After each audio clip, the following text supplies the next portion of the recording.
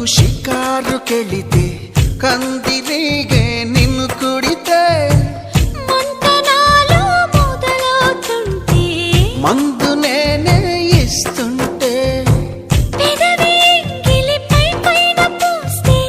బాధ తగ్గి బాగుంది అంటూ హాయిగా కనులే మూస్తే